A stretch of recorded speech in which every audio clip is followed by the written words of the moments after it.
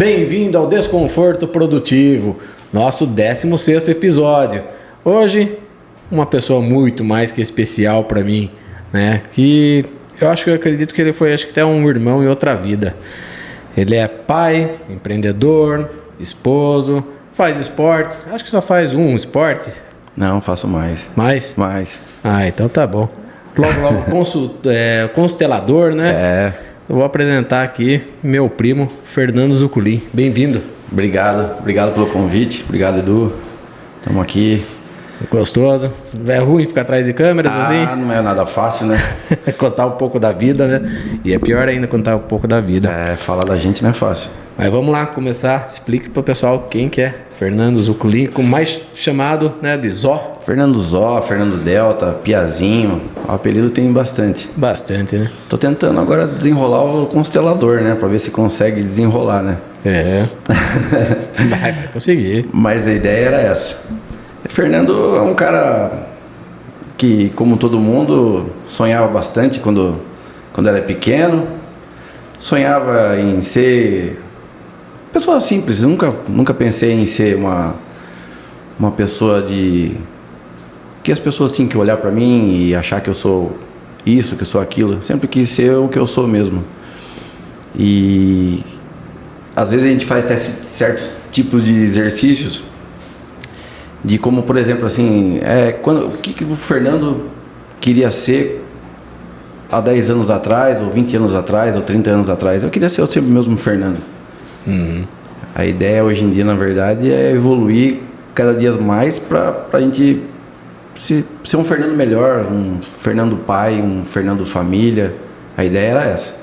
Engraçado, relembrando, na verdade, seu passado, que eu conheço bem, né? Sim. Você praticamente teve um serviço que se perdura até hoje, né? Você começou, acho que com menor de idade ainda. Então, na verdade, André, eu comecei com meu pai, né, na oficina mecânica, mas naquela época eu tinha um gênio meio difícil, que é um gênio mesmo do meu pai, então a gente se bicava muito. Então eu ficava naquela, entre estudo, casa e trabalho do meu pai. Minha mãe mandava ir pro trabalho do meu pai para não ficar, para ocupar a cabeça. Pra não ficar na rua, né, bagunçando. Exato. E meu pai mandava eu para casa porque achava que tinha que estudar e lá que era o meu lugar. Enfim. E foi, acho que através daí que eu comecei a desenrolar o meu dia a dia, né? Então eu trabalhei com a oficina do meu pai. Hoje em dia os meus funcionários até brincam comigo lá que eu tenho uma maletinha. Onde eu chego, onde o carro está quebrado, onde está acontecendo alguma coisa, eu chego lá que falo com a maletinha do Jasper. E tem tudo, né? Então eu sei uma coisinha que eu aprendi com meu pai. Isso eu tinha meus 10 anos de idade, né? Então eu trocava uma pastilha, fazia uma coisinha bem simples, mas eu acabava fazendo. E dali eu fui ser office boy no escritório de contabilidade. Acho que nem você sabia disso, né? Eu lembro alguma coisa bem vago, mas acho que você ficou bem pouco tempo, né? Foi pouco tempo. Na verdade, acho que eu fiquei 8 meses trabalhando numa organização de contabilidade de office 14, boy. 15 anos? Não, eu tinha acho que 13 anos, 12 a 13 anos mais ou menos. Porque o dono do escritório de contabilidade era amigo do meu pai. Então meu pai achava que tinha que ser um pouco melhor do que ele. E eu fui trabalhar com esse amigo do meu pai, Zander. Agradeço ele, aprendi bastante com ele. E não acabei não ficando com meu pai e nem no escritório de contabilidade. Acabei montando um lava rápido na minha casa. Um lava rápido? Isso eu não lembro. Um lava rápido. Só que o lava rápido era simples, né, cara? Como eu não tinha idade pra nada, então eu usava as coisas do meu pai, pneu pretinho, caramba. Então eu ganhava meu dinheirinho ali. Então eu descobri que acho que desde pequeno que eu tenho vamos dizer assim, esse empreendedorismo no meu sangue, né? de correr acho atrás. Que também até de família, né? Você pegar os nossos próprios tios, essas coisas assim, vários deles empreenderam também, né? Eu acredito que sim, cara, porque a gente vem de uma família, né? Depois a gente vai falar de parte sistêmica. Uhum. Então a gente acaba sendo uma cópia da nossa família, né? Dos nossos antecessores, né? Então foi por aí, cara. Eu fiquei acho que uns 6 meses num lava rápido. Até que nesses 6 meses eu ficava um pouco no centro do meu pai, apareceu um dono de autoescola lá, que era o seu Oscar na época. Hoje em dia ele está com Alzheimer, eu aprendi muito com ele. Eu achava que ele estava falecido já? Não, ele está com Alzheimer e aprendi muito com ele, cara. Aprendi muito mesmo, eu agradeço muito. Até esses dias encontrei ele na rua e eu consegui essa proeza, cara, de perguntar para ele se ele lembrava de mim. Ele falou que não, mas assim, ele estava aparentemente lúcido, né? Sim. E eu agradeci ele, cara. Falei, obrigado por tudo. Falei assim, graças ao Senhor que eu consigo sustentar minha família hoje em dia, que eu aprendi muito com ele. Sofri muito com ele porque ele era muito bruto, né? Mas foi até bom, né? De um certo... Hoje pensando, né? Porque você pega hoje em dia, o pessoal começa a trabalhar com 20 anos. Nós que viemos ali com 13, eu comecei com 14, já pé de fábrica, né? Sim, que falava. Sim. Então, acho que assim, também tive uma... Você conheceu muito bem meu pai, né? Sim. É uma coisa meio rígido, essas coisas assim. Então, foi aí, cara. Daí comecei a trabalhar na autoescola. 15 anos? Não, cara. Tinha 13. 13? 13 mesmo anos. Uns 13 anos ali? Era o finalzinho. Eu lembro que eu tinha acabado de sair do escritório de contabilidade. Voltei a trabalhar com meu pai. E foi logo em seguida que meu pai falou, seu Oscar, se eu precisar de alguém lá, meu filho tá aí e tal. Daí ele falou assim, quando você pode começar? Aí ele, pronto, resposta, eu já dei pra ele. Eu falei assim, não, eu posso começar amanhã. Ele falou, amanhã você aparece lá então. Aí limpei as unhas, que eram cheio de graxa, que eu trabalho no escritório, né? E limpei as unhas e eu fui pra Autoescola Oscar, cara, trabalhar lá. E por lá fiquei 4 anos e meio, 4 anos e 7 meses, mais ou menos. Até você abrir a sua própria. Até decidi trabalhar na minha, cara, você acredita? Menor de idade ainda. Menor de idade, não tinha carta de motorista. Viu só? Cara, isso que é o mais interessante, por isso que eu gosto da história dele. Ele, antes mesmo de ter 18 anos, já tinha uma autoescola. E você tem que ter 18 anos para ter a carta. Para dirigir, então. E, na verdade, eu tive esse privilégio de tirar a carta no meu próprio carro, né? É verdade. Antigamente se tirava a carta no próprio carro, agora eu não. Eu passei por essa fase de tirar a carta no meu próprio carro. E sem carta, né? Que é o mais louco. Naquela época era legal de você... Delta. Você viu, passou, ficou vermelhão, me deu até um... Deixei mais à vontade aqui, me senti em casa. Então, cara, foi aí que me identifiquei com a autoescola. Eu tinha um carro, meu irmão tinha um carro. Meu irmão trabalhava numa agente de uma concreteira, que era esse bloco antigamente. E um dia minha mãe chamou e falou assim, viu, por que vocês não compram uma autoescola e tal?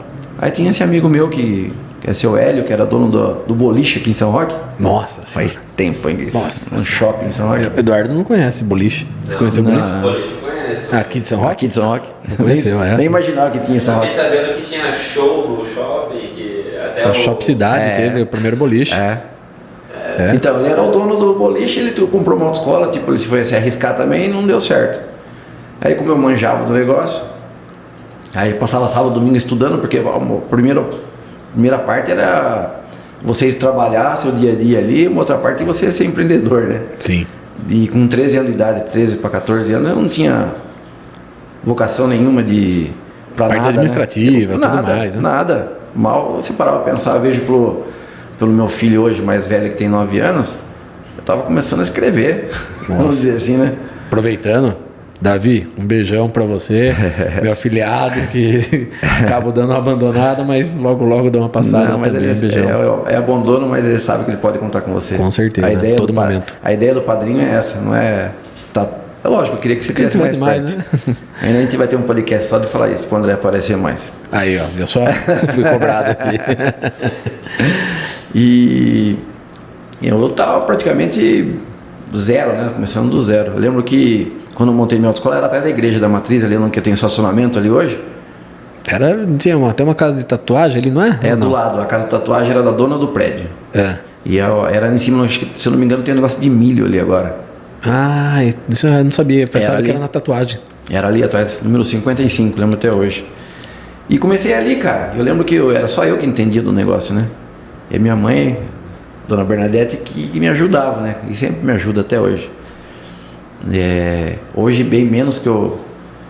Porque ela está aposentada também e ela também não acompanhou o ritmo que até para mim hoje em dia é difícil, né? Tudo online, tudo digitalizado. Era muito mais tranquilo antigamente. Montar uma autoescola, você tem que ter uma máquina de escrever, cara. E eu comecei com a máquina de escrever. Eu lembro até esses dias atrás a gente estava conversando e para tirar uma carta antigamente era 2, 3 semanas você já tinha uma carta em mãos. André, né? eu cheguei numa fase, cara, da autoescola que é muito louco, que eu falo até hoje para meus alunos lá.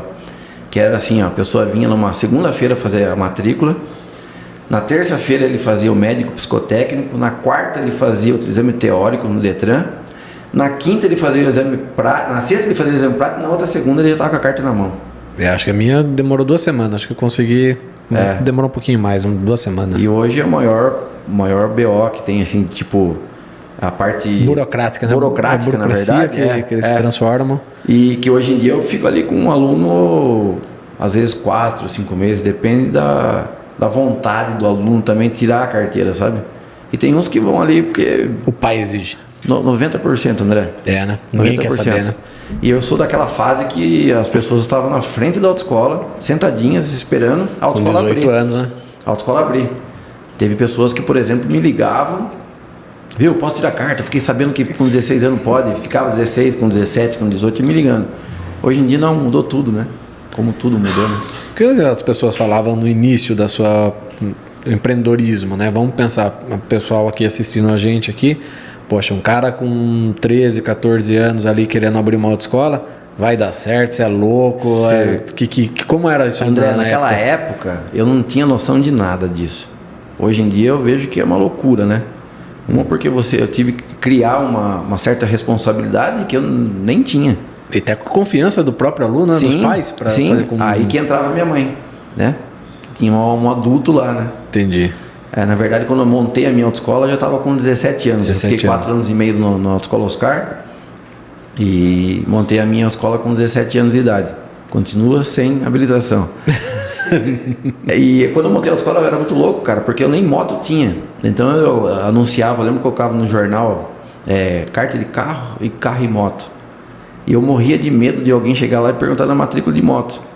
Não tinha moto? Na verdade, assim, não é que eu morria de medo, é porque eu tinha que pagar pro meu ex-patrão. Então, vamos supor, que eu lembro até hoje, cara, a aula custava R$15, eu pagava 12 para ele. Não tinha praticamente... Eu alugava a moto. Uhum. Ele confiava tanto em mim, só que olha que loucura, cara, eu tinha que sair do escritório para dar aula. Então, eu dava aula, cara, com 17 anos de idade, na moto do meu ex-patrão, e eu não tinha moto. Teoricamente ele é seu concorrente, né? Teoricamente é meu concorrente, mas assim, ele me deixou tão à vontade, cara, porque assim, eu sou um cara que, não sei se devia ser tanto assim, eu me preocupo muito com as pessoas, né? Hoje em dia eu tô aprendendo, tô me conhecendo, então eu tô aprendendo. Então eu fui conversar com ele, falei, eu tô montando uma autoescola, ele falou, tá. Na hora ele deu uma secada assim, mas ele, no mesmo dia, ele pegou o carro e foi na minha casa e falou assim, tudo que você precisar, eu vou ter aqui te ajudando. Porque você é um menino bom, ele falou assim. Poucas pessoas que passaram na minha vida que você é um menino bom. Ele foi na minha casa, disse, tem meu pai, minha mãe de prova, né? Então, porque isso me encheu de ânimo. Só que eu passei por muitas coisas, né, cara? Porque eu não tinha idade, eu não tinha financiamento bancário, não podia ter conta praticamente. Eu tinha com 17 anos, mas meu pai que assinava cheque. Nossa. Naquela época era cheque. Tinha um monte de cheque, medo de devolver. Então. O que é cheque? Então. E meus filhos, por exemplo, não sabem nem o que é cheque e não vão saber. Não. As crianças hoje em dia não estão sabendo nem o que é dinheiro, né? Já estão falando que logo também o dinheiro desaparece, né? Fica mais essa parte. Então, aí, cara, eu fui nessa pegada aí. Fiquei, acho que por uns... Meu irmão confiou em mim. Esse é legal eu falar também. Eu lembro. Porque minha relação com meu irmão não era tão boa. Ele não saiu direto da empresa, ele já estava sócio com você, mas ainda perdurou um tempo ainda, né? Pra ver se ia dar certo. Resumindo a história, eu tinha um carro, um Gol, e meu irmão tinha um Gol. Ele trabalhava como gerente e ganhava bem. E eu só tinha autoescola. Então eu fiquei por um ano sem salário, trabalhando na autoescola para conseguir comprar a minha primeira coisa, que foi uma motinha para a autoescola. E ele não pediu nada, ele não pediu dinheiro nenhum. Mesmo ele sendo meu sócio. Só que as coisas são tão loucas no mundo, né, cara, na vida da gente, que, assim, jamais ele imaginava que ele ia trabalhar com autoescola. Meu irmão, você sabe muito bem disso, ele é muito inteligente. Ele passou em faculdade e tal. Só que ele não foi pra frente porque a gente não conhecia naquela época também. Meu irmão já sofria de depressão desde pequeno. Coisa que naquela época era coisa de vagabundo, né, preguiçoso. Vai trabalhar, isso é coisa de preguiçoso, né. Como eu falava também que psicólogo era Coisa de louco. coisa de louco. Psiquiatra, enfim. Aí, cara, eu fiquei por 1 ano trabalhando ali sem ganhar R$1. Ganhar R$1 assim, eu ganhei lógico, tem muito pra conhecimento. E um dinheirinho pra você sair no final de semana. Sim, mas eu ganhei muito conhecimento. O que mais importante é que eu levo esse conhecimento até hoje, cara. E às vezes eu tenho que pegar peso mais leve com meus filhos para não passar esse peso para eles. Porque foi pesado para mim. Foi, sei. Foi pesado para Eu mim. lembro algumas situações que também achei bonito. Também você acha que vai lembrar, vai recordar, não vou citar nomes, mas você vai saber que uma vez, numa ocasião, arrancaram uma palheta de um carro e te entregaram na tua mão, vai juntando que um dia você vai ter um carro. Exato. E você devolveu essa palheta um dia Com bem. com bem, É, né? com bem. Isso porque eu nem conhecia a parte, a minha doutrina, né? E a pessoa acabou vindo trabalhar comigo e tal, mas tá tudo bem, nada contra. Assim, Mas assim, eu acho bonito, acho né? que cresceu, assim, né? Isso cresceu em mim, né? Aquela vontade de fazer então, diferente. Eu sou muito motivado por esse fogo que tem dentro de mim. Então, tipo assim, vem uma pessoa me cutuca de um jeito que fala assim, acho que você não vai dar conta. Aí que eu mostro que eu dou conta. Dá conta. É. Engraçado que recentemente estava o Marcelo, nosso primo aqui no Sim. podcast, e no início ele fala assim, eu olhava você, Fernando, tudo, eu achava que pra mim eu ia ser um vagabundo, cara, não ia fazer nada. Eu acho que todos nós achamos isso. Passamos por isso, André. Porque eu olhava o Marcelo, poxa, o Marcelo é o Rambo São brasileiro, Paulo. Eu lembro cara. que eu ia pra São Paulo fazer. Porra, né? Então, Eu passava as férias em São Paulo, cara, eu achava demais o Marcelo. Ele até brinca comigo porque ele fala que eu só queria ser ele, né? E a gente admirava, né? E pra você ver como acaba hoje ele admirando a gente também, tudo. Sim. Então, a gente deu a tem volta isso. por cima, né? Se para pensar, eu sou um cara que, assim, até um tempo atrás eu não tinha essa vontade de falar. Eu sou um cara que, assim, que batalhou mesmo, cara. Meu pai e minha mãe é prova. Meu pai sempre falava pra mim, viu? Dinheiro o pai não tem, mas tá aqui por trás. Vai lá, meio do Vamos jeitão ajudar, dele. Minha mãe A mãe sempre correndo, né? quase não dormia. Ô, campaiada, corre pra cá, corre pra lá, vai pro banco, vai fazer isso. Minha mãe quase não... Tipo, ela me ajudava em tudo, assim. Eu lembro que chegava na autoescola, esse 1 ano e pouco que eu fiquei sozinho lá na empresa, eu não tinha com quem. Minha mãe não sabia atender as pessoas, não sabia dar preço, né? Ela tava começando naquela pegada ainda. Então ela levava a marmita pra mim atrás da autoescola, eu comia rapidinho lá e colocava um sininho que fazia piri. Quando eu chegava, Eu lembro desse ninho. eu lavava a boca com água e saía correndo para atender. Mas, cara, eu acho que isso daí, até um tempo atrás, André, é engraçado, que eu não tinha esse pensamento, sabe? Eu fui um guerreiro, velho. Mas foi mesmo, Eu fui um por isso que eu guerreiro, falo. Com eu 17 acho que anos até de idade. empreender tudo, como você falou no início, mesmo eu no início da Climap, eu já era bem mais Sim, velho, né? Sim, Então, é 1 ano sem ganhar nada. sim. É só aquele dinheirinho mesmo pra você tomar uma cerveja, comer alguma coisa. Era isso aí. E na verdade, assim, eu me joguei tanto de cabeça, cara, que às vezes nem isso eu fazia. E isso é uma coisa que eu me policio até hoje. Que é uma coisa que tá dentro de mim, enraizado ainda, mas eu tô conseguindo, cara. Tô conseguindo. aos poucos. Tô conseguindo me libertar. A gente Tô enfrenta grandes batalhas com a gente mesmo, né? O tempo todo, André. O tempo O todo. tempo todo. Na verdade, tem uma frase de Divaldo Franco, né? Se eu não me engano, Divaldo Franco. O filme dele, né? Fala que vem a Joana de Ângeles. A gente vou falar isso porque provavelmente não saber que eu sou espírita. Vamos entrar com esse papo. Já estamos encaixando aqui. Então, e ele fala que as batalhas nunca foram contra ele. As pessoas nunca foram contra ele. Mas ele com ele mesmo. Entendeu? Eu acho que também eu enfrento isso, todo mundo enfrenta isso. Eu acho que é assim, cara. É um autoconhecimento, né? É difícil. O autoconhecimento que eu mais bato nisso aí, e é tão difícil o autoconhecimento. Cara, eu estudo, assim, eu voltei a estudar há pouco tempo, mas assim, é muito louco, cara, a dimensão do que torna, né? O que torna a vida da gente, essa é a realidade. E é isso aí, cara.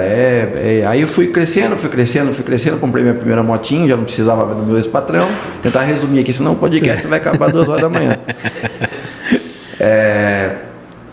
Aí ele fui crescendo aos poucos, fui comprar minha primeira motinha. Quando eu comprei a minha primeira motinha, aconteceu um problema na empresa do meu irmão lá, que foi vendida para uma outra pessoa, e meu irmão não quis mais aquilo para ele, porque ele trabalhava 12, 13, 14, 15, 16, às vezes até 24 horas, porque estava sempre com o telefone na mão e buscando um caminhão quebrado na rua. Aí o irmão falou assim, eu vim trabalhar com você. Aí foi uma outra responsabilidade, né, cara? Que eram duas pessoas que tem que sobreviver dali. Então, só que meu irmão, ele ganhava-se bem, né? Como que eu ia falar pra ele que ele montou uma empresa, que a empresa não dava aquilo que ele... não tava dando... Parecia lindo, né, André? Porque você parava lá na frente da empresa, da autoescola, devia ter trazido umas fotos. Tava os 2 carros lá parados da autoescola. Tinha moto. Já tinha moto, né? Olha só. Já tinha moto. Então ficou... Aí o Fábio nunca gostou da parte administrativa. Hoje em dia ele pena um pouquinho até, mas hoje em dia ele desenrolou também porque ele sabe que dali que vem o sustento da família, estudo das crianças, o caramba. Então ele acabou meio que se virando ali nos 30. Então ele ia para a parte prática, que é a rua, e eu ficava na parte administrativa, que é a mais difícil. Chegava sexta-feira, o Fábio pedia um dinheirinho para tomar uma cerveja, comer um negócio. Eu não tinha. Ele falou, pô, mas dei aula das 6 da manhã às 9 da noite. Pois é, Fábio, não é fácil, cara. E foi aqui, ajeitando dali, ajeitando aqui, ele tendo paciência. E a gente não tinha um laço que nem hoje eu tenho com meu irmão. Hoje meu irmão é o melhor amigo. Sim. Hoje em dia eu desabafo com ele desabafa comigo. Incrível, né? E antigamente parecia os opostos. Então, a gente sempre se deu bem. A gente nunca foi de briga, mas você conhece meu irmão. Meu irmão é difícil de conversar, de desabafar, de expressar sentimentos, né? Sim. Então acho que eu fui conquistando o lado dele tenebroso, vamos dizer assim. Uhum. E ele também. E hoje em dia a gente é melhor amigo, cara. A gente faz sauna toda sexta-feira, enfim. Aí ele veio trabalhar com nós lá na escola. E ele ficou, acho que lá mais um ano, trabalhando lá também, sem salário, sem nada. Até que começou a pingar uma quirerinha para cada um, pelo menos na sexta-feira.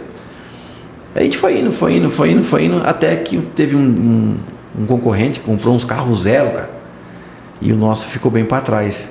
E eu tinha muito de olhar, esse negócio de olhar para concorrente, né? Lógico, tem que analisar, né? De uma forma ou de outra, tem que analisar. Mas hoje, André, graças a Deus, eu não preciso mais disso.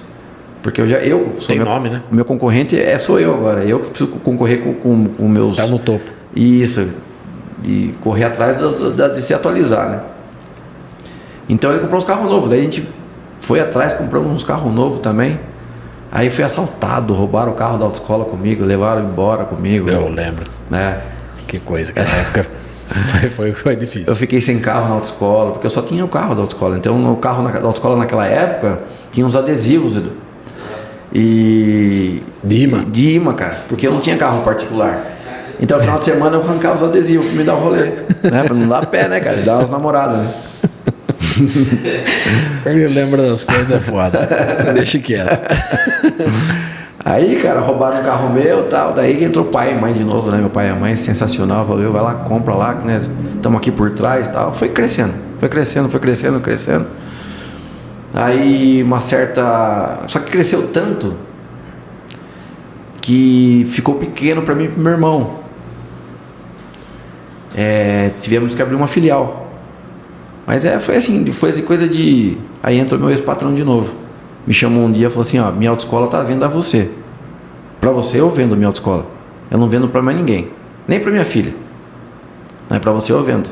Eu falei, e agora? Eu tinha uma caminhonete dividida. Naquela época eu tinha uma caminhonete dividida, uma S10 dividida com meu irmão. Lembro também dessa S10. Não tem como, cara. Não tem como. Cada coisa, cara, que passou. Ainda bem que não precisa saber os detalhes. Né? É um desconforto porque eu... Não, tem uns desconfortos naquela caminhonete lá. Aí, cara, foi vender uma caminhonete, ele aceitou a caminhonete como forma de pagamento. Aí entramos no banco, eu lembro que até hoje, mesmo a gente ter crescido legal, ter uma idade já mais avançada, eu lembro que a gente precisou de um financiamento bancário e eu e meu irmão ficamos que nem um retardado dentro do banco pedindo para gerente, subia, aí o gerente falava, não é comigo. Porque a gente não tinha grana, né, cara? Sim. A gente tinha o arroz com feijão todo dia ali e não tinha idade, né, que é o pior de tudo. Tem histórico, não tinha nada. Só que teve um dia, cara, que eu me senti tão humilhado no banco. Banespa. Que eu falei assim, não é possível, cara. Peguei, liguei na ouvidoria, falei, acho que não vai dar nada. Deu 5 minutos, tocou meu telefone. Você pode voltar lá. Aí o gerente me atendeu lá, você devia ter falado que você é filho do Piá. Falei assim, mas o que tem a ver, cara? Né? Já tinha um pré-conceito naquela época, sim, né? Por ser mais novo, né? Por eu ser mais novo, meu irmão ser mais novo. Meu irmão sempre foi muito quieto, então era eu que tinha que desenrolar. Eu com 17, 18 anos, já tinha carta nessa época. E seu irmão sempre foi introvertido. Né? Então, e tivemos que desenrolar isso aí. Eu fui aprendendo, cara. Conseguimos financiamento, fomos montando, entramos uma época no CFC que tinha renovação de carteira de motorista. Eu achei que ia ser aposentadoria. No fim, o negócio foi caindo. Entramos numa associação. Todos os donos da autoescola e despachantes eram tudo junto. Eu era mais novo. Então, isso me ajudou a crescer também. Porque eu pegava pessoas que nem despachante aqui em São Roque, que começou a me respeitar, eu com 19 anos. Né? Isso é bonito. Começou a me enxergar como um trabalhador, né? Como profissional, né? Como profissional da área, né? E eu manjava do rolê. Aí tivemos algumas disputas, assim, tipo, ia fechar a Ciretran em São Roque, aí tivemos que fazer reunião com o prefeito, na época acho que era o Ifaneu, fizemos reunião com o Ifaneu, falou, não, pra mim pode fechar, que isso aqui não dá lucro nenhum, não. Aí eu levantei da mesa, todo mundo antigo, lá os despachantes era tudo antigo, eu levantei da mesa e falei, como que não dá lucro? O IPVA vem daqui. Se não tem Ciretran aqui em São Roque, 19 anos, o pessoal vai ter que ir para Mairink. Os 4% de IPVA vai receber lá. Aí muda a conversa, né? Quanto tem? Os números aqui, começou a desenrolar. Aí eu fui pegando uma certa, vamos dizer assim... Know-how. Know-how. Isso. E eu fui pegando essas manhas e fui ajeitando. Até que a gente comprou a Autoescola Oscar. Hoje em dia meu irmão fica numa autoescola, eu fico em outra. A Autoescola Oscar fica com meu irmão. Você acha que hoje você daria conselho para seus filhos empreender? Vale a pena empreender? André, é bem prematuro, incrível eu falar isso, né? Mas vale a pena, cara. Vale a pena. Eu acho que com sabedoria, com os 2 pés no chão, com uma bagagemzinha de estudo por trás. Eu tinha que escolher na época, né? Porque eu nunca fui de estudar. Apesar de ter me formado, feito faculdade de administração e comércio exterior, de ter pagado a minha própria faculdade, inclusive, que eu acho bonito falar isso, porque normalmente é pai e mãe que põe e paga lá, e porque você tem que ir, porque eu tô pagando. Eu peguei e fui. Eu me formei tudo, mas sempre fui meio me arrastando para a faculdade, né? Para a escola. Eu sempre gostava de trabalhar. Eu gostava de empreender, já nasci assim. E a gente foi indo, até que, voltando à sua pergunta, eu acho que eu falaria assim para meus filhos, sim, cara. Falaria. Não é fácil, mas acho que qualquer trabalho não é fácil. Você vê nossa prima aí, a sua irmã, que é médica, que estudou, que correu atrás. Temos primos, que um é jornalista, o Marcelo. São todas pessoas estudadas que estão lá ainda ralando e todo dia estão matando um leão, né, cara? Todo mundo tem que matar leão, né? Me formei então eu acho também. Que vale a pena, cara. Todos, na verdade. Então eu acho que vale a pena, cara, você correr atrás dos seus sonhos. Não é assim, se eu falasse pro meu filho hoje em dia, pro Davi, ele até brinca que hoje ele falou assim, pai, um dia eu vou trabalhar na autoescola. Eu falei, um dia você vai. Qual você acha o futuro da autoescola? Cara, André, eu acho que vai mudar bastante coisa, cara. Porque assim, você vê o despachante, né? Há 5 anos atrás, você precisava ir no despachante para você bater sua guia de IPVA. Hoje cara, na cidade, mas eu cansei de bater guia de IPVA porque meu patrão falava para mim, que você bater é seu. Então eu cobrava R$10 cada guia, o cara dividia em 3, eu ganhava R$30 nas guias. Ele pegava para mim.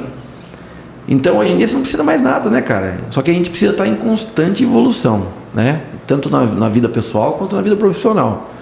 Eu e meu irmão, a gente tem, por exemplo, depois da pandemia, a gente montou um sistema, na verdade veio uma ideia do meu irmão, isso aí, que até então eu fiquei com meus 2 pés, porque eu estava numa pandemia, né? E o Fábio falou, não, vamos arriscar com um sistema. O meu sistema, hoje em dia, eu estou aqui falando com você, meu sistema está trabalhando por mim.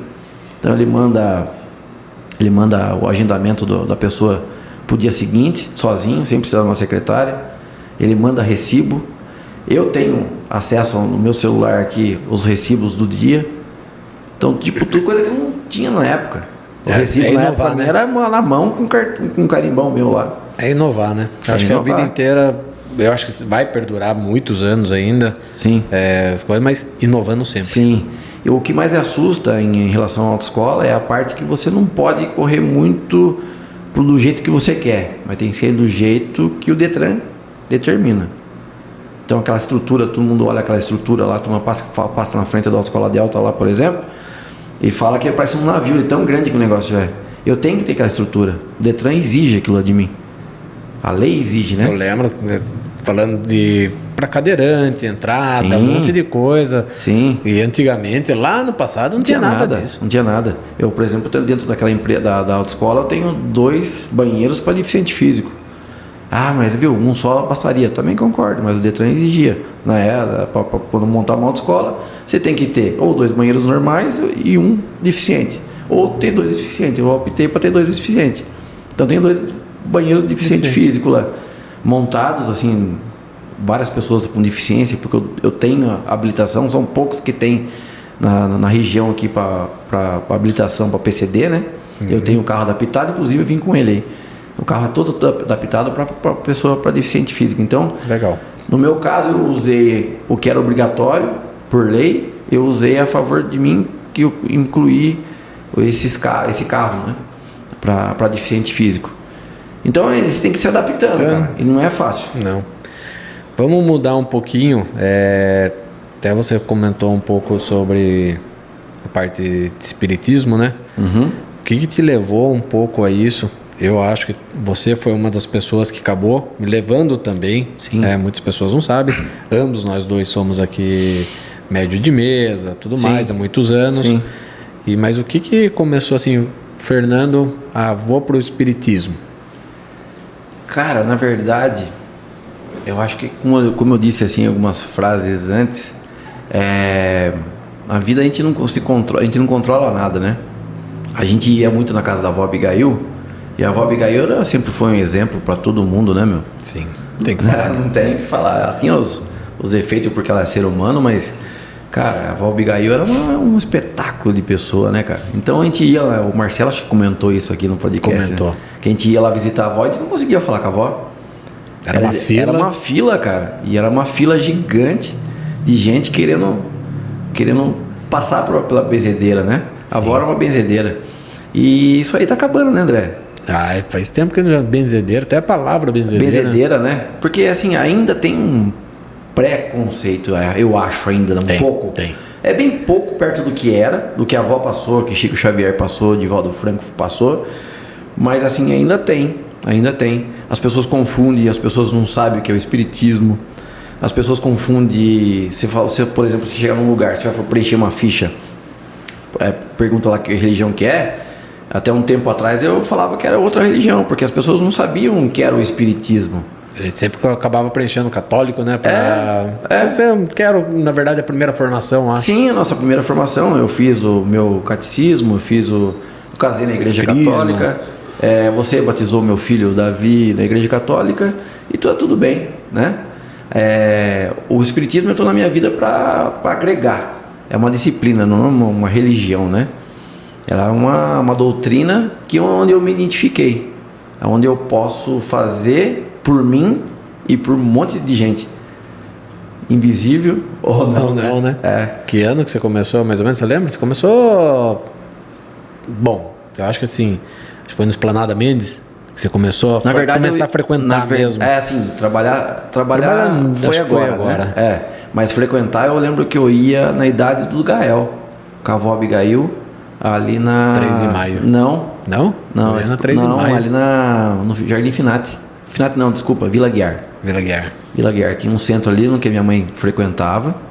E minha mãe não tinha com quem eu deixar, eu ficava no quintal brincando, mas eu sempre convivi com o espiritismo. E para mim nunca foi assustador. Às vezes as pessoas brincam comigo, Fernando, mas eu tenho medo, eu tô vendo espírito, viu? Você tem que ter medo de vivo. De vivo, né? Você tem que ter de vivo, o vivo que é o perigoso, né? E o espiritismo tá aí só para agregar, para fazer para fazer... A gente tem provas, né, hoje em dia, que o espiritismo cresceu de uma forma que eu fico até me perguntando até hoje, de Chico Xavier, de Valdo, que são grandes exemplos do nosso espiritismo, né? E o espiritismo, as pessoas que não sabem, confundem muito a tal de mesa branca, a tal de matar animal na esquina, Umbanda, Candomblé. então, enfim. Então, na época, quando eu falava que eu era espírita, não falava que era espírita por causa disso. O pessoal confundia. Confundia. Umas pessoas achavam que eu estava fazendo isso porque eu estava fazendo mal para as pessoas. Ou então até... É engraçado, até você está abrindo um adendo sobre isso, mesmo todas as outras, né, o Candomblé, como a Umbanda, você conhecendo a essência, a história, você vê que não tem nada a ver de coisa ruim. Na verdade, é só julgamento, André. Julgamento e o ser humano, também, né? Porque se você pegar tanto na católica quanto na espírita, na evangélica, sim, tem parte boa e tem a parte ruim. Sim, mas eu acho que vai ter em tudo. Tem na minha profissão, tem o cara que é ruim, né? Sim. Tem vamos supor, as pessoas que julgam muito policial militar. Tem um policial militar que é bom. Lógico. Eu acredito que seja 90%. Eu acredito que a maioria das pessoas, todo mundo vê essa nossa da televisão, só desgraça. Você acha que 90% ainda da mais população... com redes sociais hoje em dia. A rede social está muito mais fácil para você enxergar isso, mas só enxergar a coisa ruim da coisa. Então, mas ninguém vê a coisa boa, né? É difícil. No espiritismo, no espiritismo fala muito disso, né, cara? Que tem a porta larga e a porta a pequena. Estreita, né? A estreita. Para onde você quer entrar? Né? Ninguém quer entrar pela estreita. Todo mundo quer ir para mais fácil, que tá aberto ali, né? Pra quê? Bobeira? Então. E eu gostei, cara. Já tá o quê? Eu Hoje me encontrei. Você já tá uns mais de 10 anos na mesa. Mais. Vou fazer 13 anos casado. Eu tô uns 14 anos que eu frequento o centro. Aí, acho que uns 12 anos que eu sou médium de mesa. Que eu trabalho toda terça-feira. E você, inclusive hoje, né? Hoje, saindo daqui, a gente se encontra lá. A gente se encontra lá também. E, inclusive, que depois chegou um certo período que eu gostaria que você explicasse para as pessoas o que é um atendimento fraterno. André, foi uma das experiências mais loucas que eu tive, assim, até hoje, que eu acho que eu vou levar pro resto da minha vida. Foi um pouco antes da pandemia, coisas de uns 2 anos atrás, mais ou menos. Teve uma reunião lá no Centro Espírita que, na verdade, assim, a gente como espírita, a gente sempre está procurando fazer algo mais. Tudo que a gente faz na terça-feira e no centro, eu acho que é muito pouco. Tá? Eu me sinto, porque assim, Deus deu um dom para mim poder trabalhar isso aí. Então Ele me deu uma energia. Então essa energia eu tenho que passar para as pessoas. Eu tenho que trabalhar essa energia. Porque essa energia vai acumular, né? E eu penso muito nisso. Então, cara, aí o centro teve uma ideia de ter 2 coisas lá, que era o almoço fraterno, né? Onde as pessoas podiam comer, se eu não me engano, era toda terça, né? Toda segunda-feira. E algumas pessoas que podiam ser voluntárias no atendimento fraterno. E foi uma das experiências mais loucas que eu tive na minha vida, velho. Porque eu lembro que eu saía da autoescola 5 horas, com a cabeça cheia, cara. Às vezes eu cheguei a olhar pro telefone, o carro quebrado lá, o funcionário ligando, seu carro está quebrado. Eu falei, não, eu tenho que ir, cara, eu tenho que ir atender fraternamente, eu tenho que ir no atendimento. Aí, cara, eu desencanava, falei, não, eu vou. Eu chegava lá, cara, com a cabeça zoada, cabeça cheia de um monte de coisa na cabeça. Falei, o que eu vou fazer lá?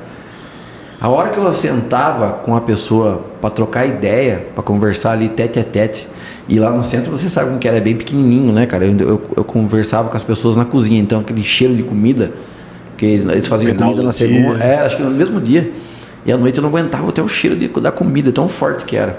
Mas a energia que eu recebia lá dentro, estando lá dentro daquele pronto-socorro, e podendo atender as pessoas que, cara, o problema que eu tava passando não era nada, irmão. Não era nada. Isso que é engraçado, né? Tá, cara, mas esse atendimento fraterno, ele é o quê? Ele é ajudar a escutar pessoas? O que Vamos seria? dizer assim, é o psicólogo do pobre. Ou o psicólogo do... Hoje não pode falar mais pobre, né? O psicólogo... Pessoa com baixa renda. É o psicólogo do que a pessoa que não conhece o psicólogo, não tem um terapeuta, não tem essa condição de você poder ir e expressar e falar e cuspir tudo aquilo lá, sabe? E eu fui e fiquei lá, se eu não me falha a memória, atendendo o fraterno, acho que por 1 ano, toda terça-feira. Cara, se eu contar a história de cada um assim, sem dizer nomes, você fala assim, meu, não acredito que você enfrentou tudo isso. E sem conhecimento algum.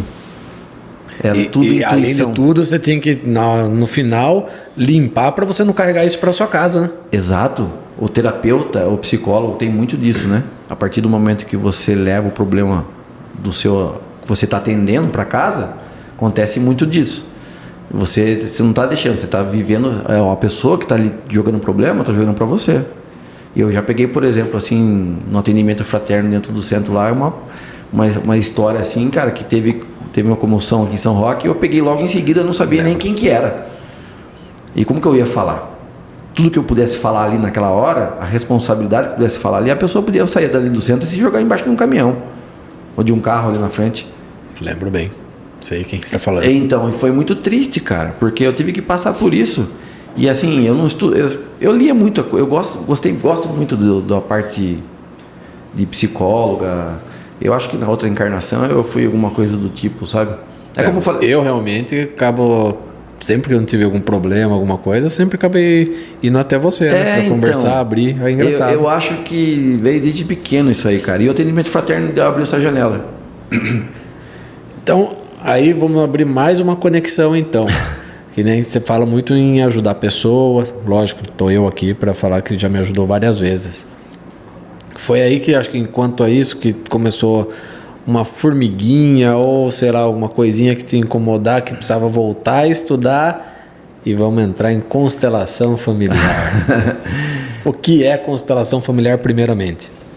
Então, André, eu acho que ajudou. O atendimento fraterno a abrir essa janela. Mas não foi o porquê que eu voltei a estudar. O que eu voltei a estudar, incrível que pareça, foi comigo, cara. Eu percebi que eu precisava eu me estudar. Porque quando nasceu o Davi, eu sempre fui um cara muito logístico. Então, tipo assim, a gente vai casar a tal data, vai ter que ser a tal data. E eu estou preparado para isso. Se eu falei para você que vamos. E quando nasceu o meu filho, o Gael, lógico, a gente também não é tonto, não vai falar para você que foi de sopetão. E não foi porque a gente sabe como que funciona fazer um filho, né? E, né? E então, naquela época, eu estava me curando de um susto que eu tomei, porque ser pai não é nada fácil. As pessoas falam muito em depressão da mulher, pós-parto, né? E eu tive uma depressão com o Gael. Na verdade, não tive depressão, eu fiquei deprimido. A depressão é muito forte. Mais forte. A depressão é uma pessoa que pensa em besteira. Eu, graças a Deus, graças à minha doutrina, eu não pensei em nada disso. Mas assim, eu me peguei com umas coisas muito loucas na minha cabeça. Por exemplo, assim, eu cheguei em casa, larguei o Davi, com 3 anos de idade, a Mônica, que mal ou bem ela estava largando do trampo dela ali, do serviço dela, para cuidar das crianças, e eu saindo para trabalhar, como se tivesse nada acontecido. Então a minha cabeça virou um amaranhado. Então eu cheguei um dia na autoescola, uma segunda-feira, encostei o carro, eu saí mal de casa porque eu estava deixando um recém-nascido e uma criança de 3 anos e mais a minha esposa dentro de casa sozinho, sem poder contar com nada, né? Olha como a cabeça complicado. Como a cabeça da gente é zoada. Aí eu cheguei em casa, na autoescola, um dia eu olhei para a praça, né? Tem uma pracinha na frente, tem o pessoal sem teto lá, e tudo tomando umas pinguando lá, colocando um som, e eu me vi com... Olha que loucura, André, essas coisas jamais eu achei que ia falar isso. Eu me vi com inveja deles. Você comentou comigo. Você acredita, cara? Aí você fala assim, como você vai ter inveja, né, cara? Mas a minha cabeça estava emaranhada, velho. Minha cabeça não estava legal. E Parece que eles tinham uma liberdade, né? e Que eu tava preso ali nesse Ciclo, né? E eu fiquei preso ali nesse mundinho ali será que eu vou conseguir pagar as contas? Será que eu vou conseguir dar conta de mais um filho? Enfim, aí eu fui procurar ajuda. Eu procurei uma terapeuta. Aconselho todo mundo, viu, pessoal? Aconselho todo mundo a procurar uma terapeuta, uma psicóloga, uma psiquiatra. Não é coisa de louco, não é. A gente tem uns problemas. Aí o André, falando aí da constelação familiar, coisas que a gente carrega, coisa que é inconsciente da gente. É inconsciente, a gente passa por algumas coisas que a gente nem sabe.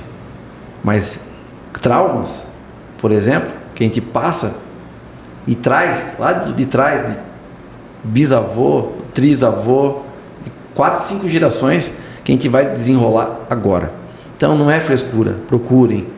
Então, para tentar falar aqui para as pessoas entenderem, o que seria uma constelação familiar? A constelação familiar é uma terapia sistêmica. Ela entende-se que a gente traz muita bagagem dos nossos ancestrais, lá do pessoal lá do fundo, né? Então a gente pega do pai, que o pai pegou do vô pegou do bisavô, bisavô pegou do trisavô, e assim vai. Então a gente vai trazendo em gerações, né? E a constelação familiar é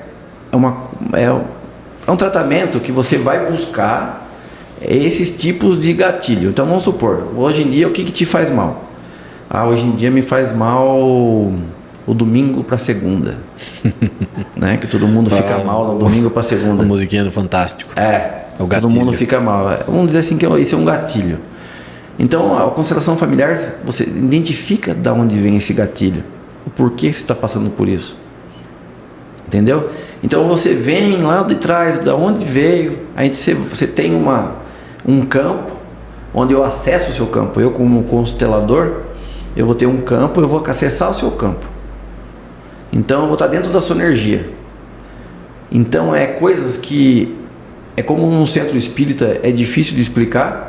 Quando você recebe um espírito, como você recebe um espírito se a pessoa já desencarnou? Mas eu recebo. E está tudo bem. Eu não sei explicar para as pessoas, as pessoas têm que passar por isso. Só passando para saber. Só passando para saber. E o campo tem essa magia.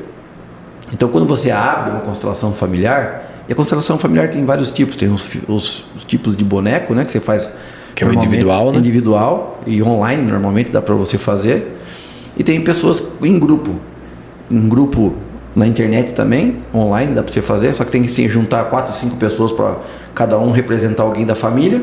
E tem um grupo, né, ao vivo lá, que inclusive eu fui agora nesse final de semana, eu fui em mais um para me aprimorar esse constelador que está dentro de mim aqui, que eu preciso aflorar e colocar para fora e ver se eu consigo. Na verdade não é nem me ajudar, mas assim, ajudar um pouco. Ajudar. Você deve ter já escutado isso. Ele tem alguma coisa em relação a espiritismo? Não. Isso é importante falar, né? Não. Na verdade, o constelador, ele é uma pessoa que está ali para entrar dentro do campo onde você vai ser constelado. Você está dentro de um campo onde eu vou identificar, vou entrar dentro da sua energia praticamente, para poder desenrolar esse papel, né? Bert Helling, que foi ele não foi o criador, mas ele que jogou a constelação familiar para o mundo. Ele era alemão, apesar de ele ser católico e padre, coisa que acho que ninguém sabe. Ele era padre na época, e a história dele, assim, resumida, bem grande, assim, a história dele é muito louca, porque ele era padre, aí ele foi para uma missão, aonde ele chegou lá, ele se achava melhor que as pessoas por ser padre, porque as pessoas julgavam ele como padre na cidade dele, então tudo onde ele ia era legal. E ele foi para essa missão e as pessoas não queriam saber se ele era padre ou não, as pessoas queriam ajuda. Olha só. Entendeu? Aí ele começou a desenrolar isso aí, ele foi estudar algumas energias que ele acessava o campo das pessoas nessa missão, que foi onde ele colocou o nome de constelação familiar. E como isso pode ajudar uma pessoa? A identificar, cara. Seja ela sei lá, na parte financeira, na saúde, ou mesmo no relacionamento, que acho que os mais são procurados ou é relacionamento ou família mesmo, né? André, incrível que pareça, 90% dos que eu assisti e que eu estudo são em relação com outras pessoas. É relação mesmo. Relacionamento. 90% é bastante, cara.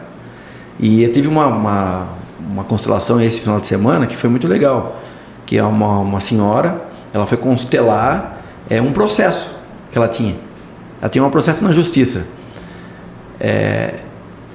Na constelação a gente chama a anamnese, né, que fala que é uma investigação. A consteladora ela não entrou muito em detalhes, porque ela é terapeuta também dessa moça, então ela sabia o fundo dessa anamnese dela. Então essa anamnese é a investigação. Então não dava para saber a história dela como que foi. Mas eu sei que ela tinha um processo que fazia anos e anos que estava ali vingando aquele processo e o negócio não desenrolava, e não desenrola. E ela quis constelar isso daí. E ela conseguiu enxergar o porquê que o processo estava tão longe, Então teve uma pessoa que representou o processo, tem uma pessoa que representou a justiça, tem uma pessoa que representou... Cara, é sensacional, eu já fui, eu tô trocando ideia até para poder explicar, mas só quem passa você tem uma energia que é fora do comum, né? Eu tento, lógico, trazer aqui perguntas para as pessoas que não conhecem sobre isso. Sim. Mas não tem nada a ver mesmo com o espiritismo. Não. É uma energia que te levanta. Eu lembro até quando quando eu fui contigo, era sobre empresa, né? Alguma coisa sobre trabalho. Na hora já levantei ali, você, poxa, tá levantando ali, pô, meu corpo tava pedindo para ir lá, sim, representar, né? Sim, é automático, né? É automático a coisa. Você pede para a pessoa consteladora, fala, posso entrar, né? Aí você tem todo um trâmite, você tem que entrar devagar, né? Descalço, tem uma hierarquia ali, a história da hierarquia, né? Da constelação. Então é muito legal. E acho que nessa vez que você foi, se não me falha a memória, você foi de uma pessoa que acho que o pai, né? Resumindo aqui, o pai, acho que não sei se foi esse que você foi comigo. O pai pegava muito no pé dessa pessoa. Ele queria constelar o pai. Por que o pai era tão... Não foi esse aí. Então, o pai, esse foi uma das histórias que foi legal. O pai, na verdade, assim, a pessoa que contratou o constelador porque saber por que o pai pegava tanto no pé dele. Era a vida inteira. E ele não sabia o porquê. Aí foi desenrolando no meio da constelação. Até então você não sabe de nada. No final você começa a enxergar da onde veio tudo isso. Aí o cara acabou descobrindo que era para ele ser gêmeos com a irmã. Olha só. Ele tinha uma irmã gêmea. E a irmã não vingou. Na fala espírita, ela não aceitou a reencarnação, né? Ela não aceitou a reencarnação e ele não sabia. Então o pai estava exigindo dele 2 vezes. Caramba, engraçado, quando constelei no individual, também deu que eu tive uma irmã gêmea que não vingou. Então. Olha que interessante. Porque na verdade, assim, a gente fala, né? Por que veio o irmão, minha mãe e meu pai não ficaram sabendo? Vários motivos. A gente tem um livre-arbítrio lá em cima também para voltar para esse mundo aqui, né? De provas e expiações. Você pode desistir. Metade do caminho, e aí? Só que essa energia já vem para o pai e para a mãe. Então o pai e para a mãe, ele vai pensar 2 vezes. Tem casos que pessoas que... eu vi um relato esses dias que a moça falou assim, eu não sei o que acontece. Eu e meu marido, a gente compra tudo em 2. Então se for ter que comprar 2 canecas, tem que ser 2 canecas. 2 celulares, são 2 celulares. E o marido dela também. O porquê disso? Aí foram fazer uma constelação familiar. Ela descobriu que ela tinha uma irmã gêmea e o cara já sabia que ele tinha uma irmã gêmea que não vingou. Então eles compravam por 2. Então esses são tipos de gatilhos que no dia a dia você acaba sabendo, identificando por causa de uma constelação familiar. E eles têm ajudado? Tem relatos assim, ajuda as pessoas realmente? Ou só vai ali naqueles, sei lá, no dia seguinte a pessoa fica pensando e depois toca a vida? Como é um processo após a constelação? André, tem gente que na hora da constelação chora, deita, passa por toda aquela fase de luto.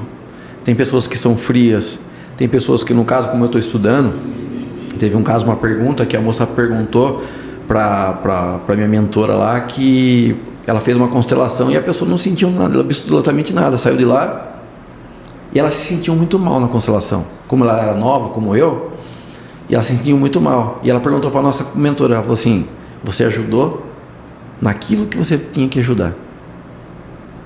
A pessoa na hora... Lá, teve pessoas que nem se levantaram, ficaram quietinhos ali. As pessoas na hora não se identificam com aquela ajuda. Acho que você gastou dinheiro à toa ali. Porque é uma moeda de troca, né? Você nunca pode fazer nada de graça para ninguém.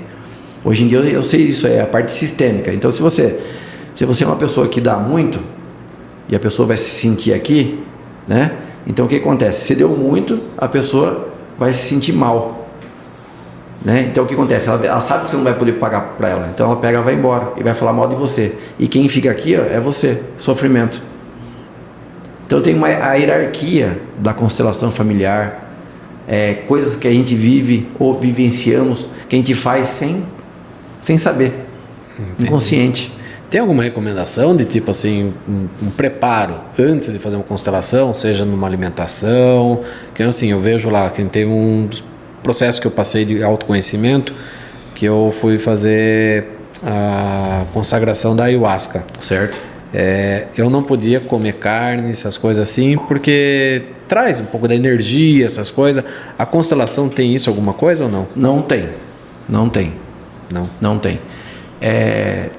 Só que a gente sabendo, tudo tem um limite, né? Tudo que é demais não presta. Então você vai fazer alguma coisa do tipo, você não vai comer uma feijoada, né? Ou beber álcool, alguma coisa assim. Isso, né? Que nem hoje a gente tem um centro que a gente vai lá, a gente não vai sair de casa com a barriga estufada, você vai comer alguma coisinha para você conseguir se concentrar ali na hora. Mas tudo tem um limite. Mas a constelação não fala nada disso. Inclusive tem café lá, que eu fiquei domingo agora, eu fiquei das 9 da manhã às 16 horas da tarde, né? Então eles fazem o café, no finalzinho a gente faz uns pãozinhos lá, tem um café break lá. Você já chegou a alguma crítica, preconceito com a constelação? Tem. Qual o sentido? Tem muito de incrível. As pessoas que mais procuram, sabendo que eu estou estudando a constelação familiar, que eu pretendo ser um constelador, mulheres. As mulheres são mais calmas nessas horas, são mais preocupadas com a saúde mental e acreditam mais nisso. Homens não, já aconteceu de falar assim: você é louco, cara, tá fazendo o que com esse negócio aí? Você é para arrancar dinheiro dos outros. Tem aquela palavra bichona. Entendeu? Você tá fazendo isso aí, você tá ficando louco, cara. Vai fazer outra coisa, vai se afundar no seu trabalho lá. Mas eu aprendi, cara, que você tem que ter 2 tipos de trabalho. Você tem que ter Na verdade, hoje em dia eu vou usar como um hobby, né? Minha ideia é ajudar, ser ajudado primeiramente. É lógico. Tem essa hierarquia, tem que primeiro eu penso em mim, depois eu penso no próximo. A história do avião, né? Caiu lá o avião tá caindo, caiu os tubos de oxigênio, você salva o vizinho ou você salva primeiro? Primeiro você coloca em você para depois salvar o vizinho. Então é isso que as pessoas têm que identificar. Então você vai estudar a terapia, estudar a parte sistêmica, a terapia sistêmica no caso, que é o meu caso, na verdade eu estou aprendendo a me identificar nela primeiro.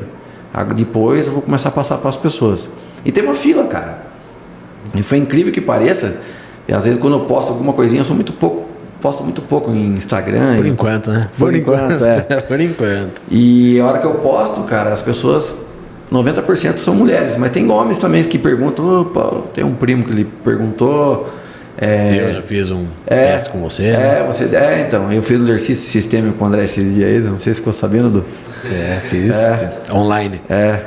E na verdade eu estou me conhecendo com isso aí, né? Porque a vida inteira eu trabalhei com autoescola, então eu sempre tive esse. Daí fui para atendimento fraterno, depois agora venho para estudo, passei pela depressão não é depressão, o deprimido quando nasceu o Gael, quando eu precisei de ajuda, eu procurei ajuda, foi onde eu identifiquei que eu precisava fazer alguma coisa para mim.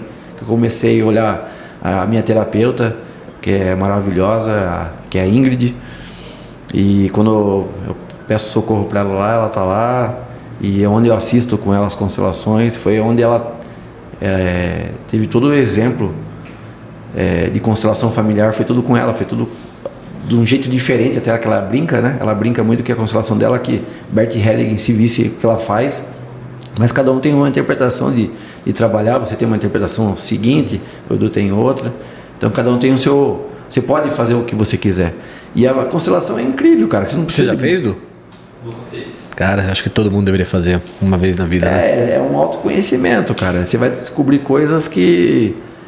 por exemplo, se a pessoa vai perguntar, eu acho que é com o meu pai. E às vezes não é com seu pai, cara. É com a sua mãe, com o seu avô. Entendeu? Tataravô, trisavô, e assim vai. Legal. E é legal porque tem coisas que vêm de guerra, tem muita... A gente vem de uma família italiana que passou por guerra, navio, né, etc. Então você traz muito trauma disso aí. Muita gente morta no navio, então já aconteceu isso de eu presenciar constelações que a pessoa descobriu que vinha lá do bisavô dele. Teve uma constelação que eu descobri que a bisavó da pessoa era cartomante e ele não sabia. Caramba. Então existia muita magia na vida dele, muita magia. Quem acredita em magia, né? Lógico. É lógico. Mas assim, tinha muita magia. Então o constelador, ele consegue identificar isso e consegue desacelerar, vamos dizer assim, os seus gatilhos que você tem durante... Você mostra, né? Você mostra que existe a pessoa... Isso. Faz racional. E então a ideia é essa, é você reviver aquilo. A constelação funciona assim, você revive aquilo que você passou para você identificar e poder trabalhar em você. As pessoas que realmente estão preocupadas em saber como que a pessoa é, como que eu sou, se eu quero ser uma pessoa melhor, as pessoas vão atrás disso aí. Entendeu? Daí a pessoa vem, procura psicóloga, procura uma terapeuta para jogar tudo isso fora, explicar que passou por uma constelação familiar. Se alguém quiser se aprofundar um pouco mais, existe algum livro específico, alguma coisa? Você conhece alguma coisa assim? Tem, cara, tem. Tem um livro que eu estou terminando agora, que chama Não Começou Com Você. Uma história muito louca do autor. O cara era psicólogo, na verdade assim, ele era tudo. Era um alemão também, que nem Bert. Ele era tudo, contar mais ou menos assim por cima, para não estragar, para não falar que tá estragando. Peça um livro, você entrega a história. E ele era psicólogo, ele era terapeuta, tal, enfim, ele cuidava muito de pessoas ansiosas e de depressão. No consultório dele fechadinho lá, quietinho. Até que ele descobriu uma falha na visão dele, uma perca da retina, tem um nome lá que não é igual ao do Marcelo, nosso primo, é um outro tipo, que é um arranhamento que fala na retina, e ele começou a ficar cego. Só que ele não tinha esse entendimento, ele cuidava de todo mundo, mas ele ficou, vamos dizer assim, eu estou tentando resumir a história. Sim. Ele foi procurar, ele abandonou toda a empresa que ele tinha, o escritório, a esposa, e foi cair para o mundo. Então vamos supor, lá na África do Sul tinha um guru lá, ele ia atrás do cara, porque ele não queria acreditar o porquê que ele tinha esse problema na retina, o problema na visão, porquê que ele estava ficando cego. Ele não aceitava, era um aceitamento. Ele não aceitava. Então ele foi em outro país, tudo que ele tinha de grana que ele desfez para poder ir atrás desses problemas, ele fez. E ele foi em 2 pessoas que se identificavam como, na época não falava que era constelador familiar, mas acreditavam nisso aí. Foi um deles lá, ele chegou e falou assim, e o alemão, foi na Alemanha isso, e o alemão ele é muito seco, né? Bert era muito seco, ele não queria saber, eu vim constelar porque meu pai, viu? Você quer constelar o quê? Então, direto e reto, né? A cultura deles é assim, né? Sim, europeu assim no geral. Então. Aí ele ia nesses lugares, o guru falou assim, vá e se concilia com o seu pai e com a sua mãe. O cara falou, eu paguei uma puta grana aqui, cara. Isso ele com o autor até a própria Bíblia fala isso. Primeiro conciliar com seu pai e sua mãe. Mas é muito ligado se você parar pra pensar, né? Aí ele vai se conciliar com o seu pai e com a sua mãe. Aí ele falou, não é possível, e foi mais vários gurus lá, foi não sei o que, foi no médico, procurou os melhores médicos, foi no outro guru, que é mais ou menos na mesma linhagem, vá atrás da sua mãe e do seu pai. Aí ele estava tão cansado, cara, e a visão dele já estava por um triz, que ele foi atrás, ele voltou para a cidade de origem dele, e ele foi conversar com a mãe dele. Demorou muito tempo para ele conseguir dar um abraço para a mãe dele, porque ele tinha muito trauma da mãe. Olha só. E na verdade não era a mãe que era ruim da história.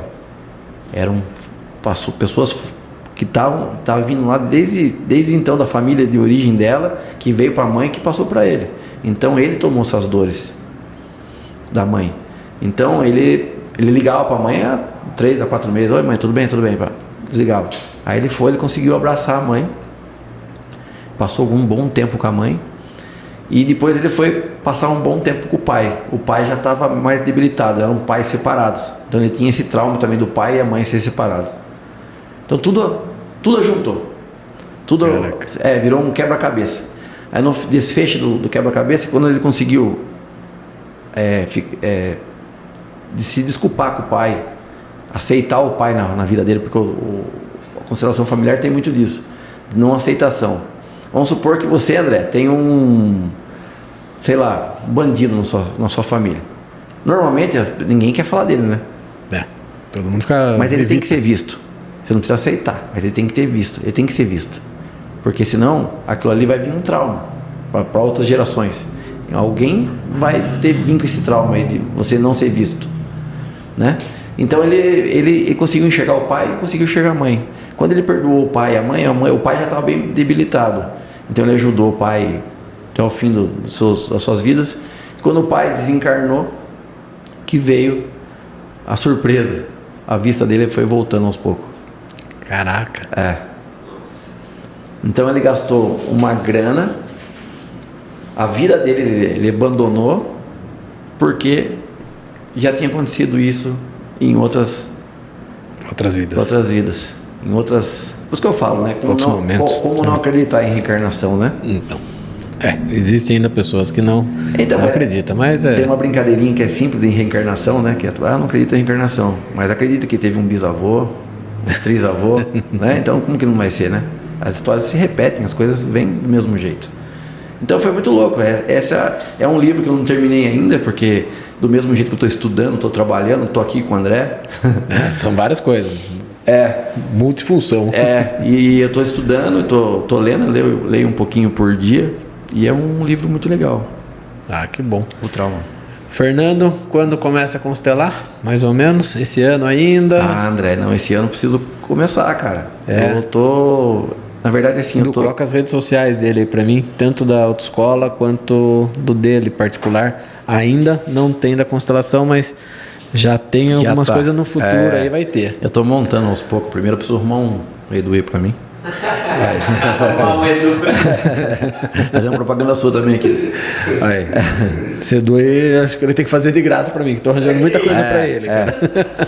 Viu? Então, cara, eu pretendo fazer esse ano ainda, o mais rápido possível, porque assim, a mente da gente tem muito, vamos dizer assim, a nossa memória é muito curta, né? Uhum. Eu sou, além eu até brinco que minha memória é de formiga, né?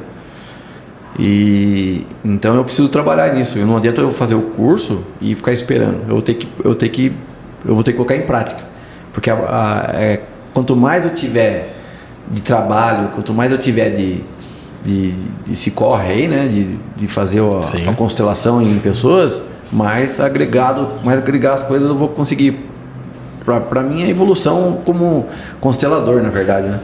Essa é a realidade. Esse aqui é da autoescola, então dúvidas sobre habilitação, esse aí é o antigo, cara. O do procura esse FC aí, de baixo aí, ó. Esse aqui? Essa aqui é a mesma. Não é o mesmo, faz tempo que eu não sei. Põe esse FC Delta aí. Esse FC Delta pra ela. Aí, ó. Olha o de baixo. Você precisa de um. Aí, ó, tá vendo? Aí, ó. Eu não sabia que tinha esse. Tá com 2 agora? Na verdade tem um só. Você tem menos seguidores, acho que é o outro. Eu acho que era o outro mesmo, Du. Tô ficando louco, velho. Tô falando que a minha memória ó, você tem bem mais seguidores, tudo. Esse daí, ó. Então, dúvidas sobre habilitação, tudo, esse aqui. Aí o outro é Fernando Delta também, Fernando Delta. Aí, ó. Esse, se alguém, por enquanto, tiver dúvida sobre constelação, espiritismo, alguma coisa, pode mandar para você. Pode mandar para mim. É isso aí. É, um charuto que você me deu lá ainda, André, quando eu descobri. Esse charuto, essa história, essa foto aí, eu não fumo charuto, tá, gente? Essa história, essa foto aí, quem tava viajando junto, e eu contei pro André e para um brother meu, que é o Marcelo, o Fedo, e eu contei que minha esposa estava grávida do Davi, que era o primeiro filho. E nisso passou um cara vendendo charuto e a tradição diz, né? Que tem que fumar charuto. Tem que fumar charuto. E que charuto horrível. Horrível, cara. Acho que era o André. Uns 3 dias. O André, cara. E o Fedo, cara, pegaram, acho que o mais barato, velho. Eles estão com dor até dor de garganta. Era em Miami, cara, pô. Tava lá em Miami. Em Miami, só foto em Miami. Faz tempo, André. Mas ó, pra finalizar, uma coisa que eu gosto de perguntar pra todos: como você gostaria de ser lembrado no futuro? Puta, isso aí mexe com a gente, hein, cara. Como uma pessoa humilde, cara, que tá em evolução constante, tentando ser o melhor todos os dias. Eu acordo todo dia, cara. Eu não peço nada pra Deus mais hoje em dia, André. Nas minhas orações, eu só peço que dê saúde pra mim poder sustentar minha família, pra mim fazer o que eu gosto de fazer, que hoje em dia é estar na autoescola, trabalhando, empreendendo, podendo estar no centro espírita lá também ajudando, podia ajudar a fazer mais, mas ser humilde, cara, ser um cara resiliente. Que assim seja. Meu primo, obrigado. Obrigado pelo convite. Já parece que não, mas já deu mais de 1 horinha aí. Sério, cara? Pô, passa rápido aqui, né? Você dá quase pra nem 2 falou, horas. André, você nem bebeu uma água direito, cara. Então, é pra você falar, pra gente aprender com você. Mas a gente chama você ao próximo pra gente... Bom, agora depois vai ser sobre constelação mesmo, já na prática, né? Sim, não, daí eu trago. Bonequinhos. Isso, daí a gente só vamos falar disso. Aí acho que vai ser legal. Fechou. Deixa eu finalizar esse... Abrir sua rede social. Então, vamos devagarzinho, né? Começar a mostrar a cara. Os 2 pezinhos no chão, a vida inteira sempre de 2 pés no chão, não é agora que eu vou ter. Né? Mas eu vou vir sim, André. Pode vir que eu venho aqui explicar melhor, vou desenrolar isso aí melhor para as pessoas. Fechou. Pessoal, agradeço, espero que tenham gostado desse episódio, que deu para falar um pouquinho sobre empreendedorismo, falar um pouquinho de espiritismo, religião, na verdade, e a constelação. Espero que tenham gostado. Se tiver alguma dúvida também, deixa a pergunta embaixo, tudo. Mando para ele responde e eu respondo para vocês, tá bom? E até o próximo episódio. Abraço.